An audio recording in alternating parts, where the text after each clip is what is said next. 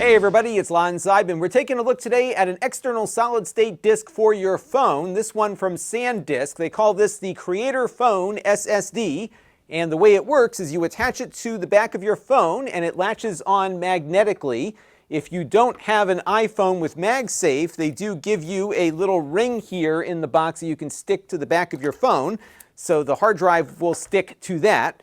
And all you got to do is just attach up this USB cable here and you can get your phone to record onto this drive when you're shooting video. There's a bunch of different apps that allow you to do that. I use Final Cut Camera on the iPhone, and once you plug the drive in, it will automatically send the video there.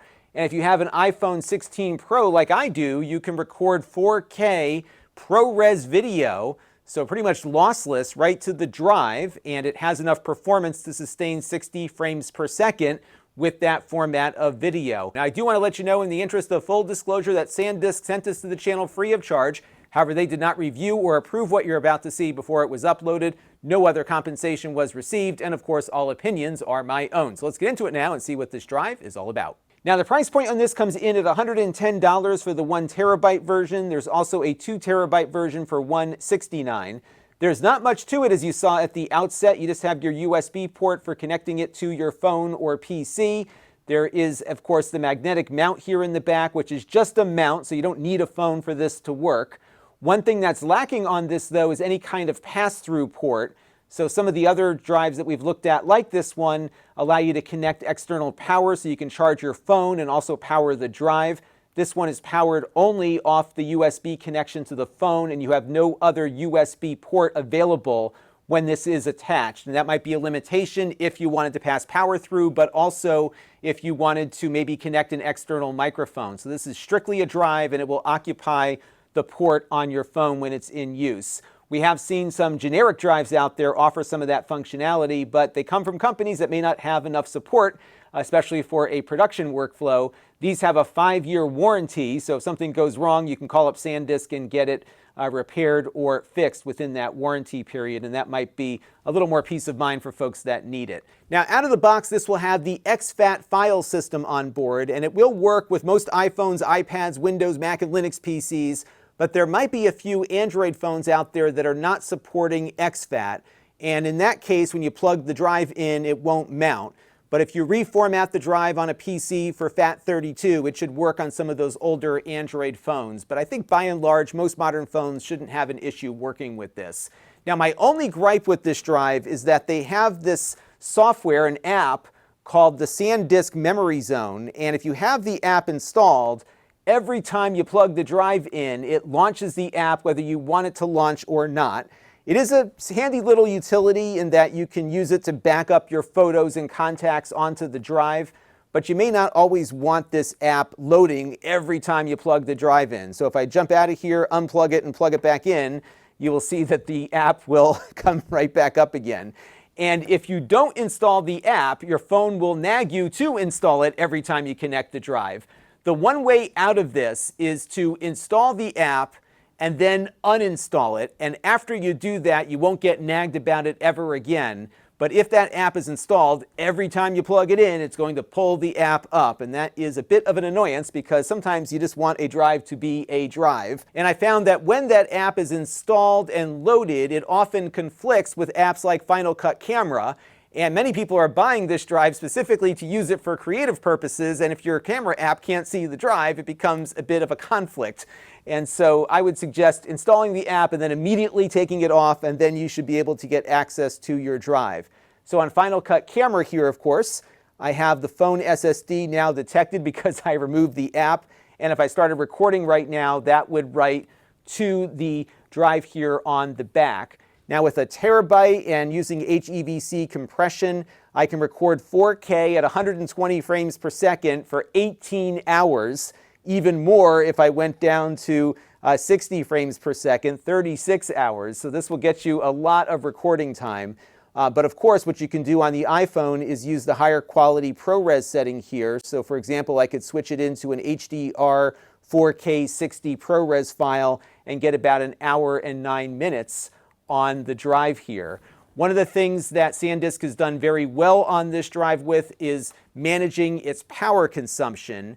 And that's a big deal on the iPhone because anytime something draws more than 4.5 watts out of the USB port, there's like a circuit breaker inside the iPhone that cuts that device off, even if you're recording video. So in my testing, I did a bunch of ProRes 4K recording. I did not have any drive dropouts. It was able to stay within that 4.5 watt limitation, and it was able to very successfully record 4K 60 frames per second video. But 120 frames per second with ProRes is a bit too far. Let's have a look at the drive performance and find out why that is. All right, I've got the drive connected up to my MacBook Air, and what I'm doing right now on it is running the Blackmagic disk speed test.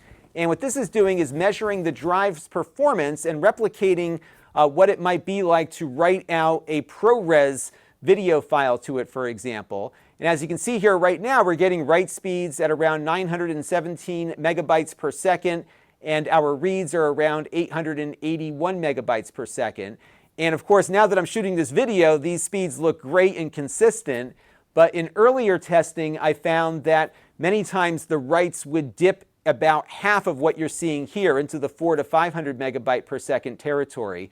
Additionally, I recorded some 120 frames per second ProRes video on my iPhone, and that requires 440 megabytes per second of sustained write performance. And I did get some dropped frames in that recording when I looked at it after the fact. The drive did fine at 60 frames per second with ProRes, but 120 did tax the drive a little bit. And I think what happens here is that if there's a need to draw more than 4.5 watts of power, the drive has to throttle down that write performance to prevent the phone from disconnecting the drive.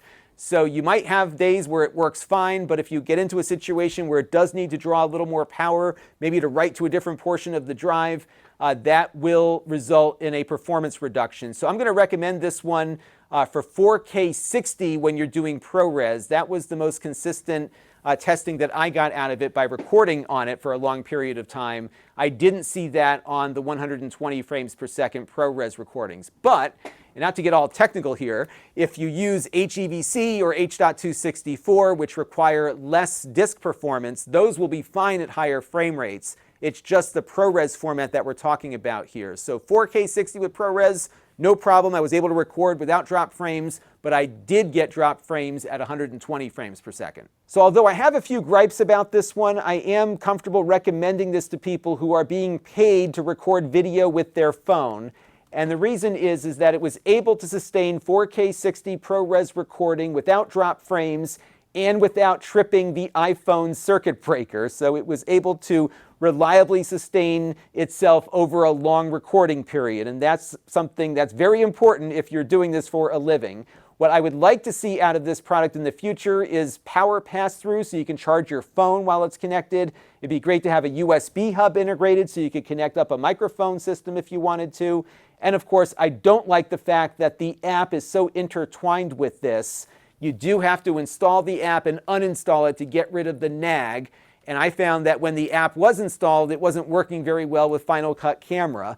So you do have to go through that rigmarole, unfortunately, when you first get the drive. But beyond that, I think it is reliable enough to recommend it for production, even if it could be a little bit better. Reliability is important if you're doing this for a living. That will do it for this one. Until next time, this is Lon.TV. Thanks for watching.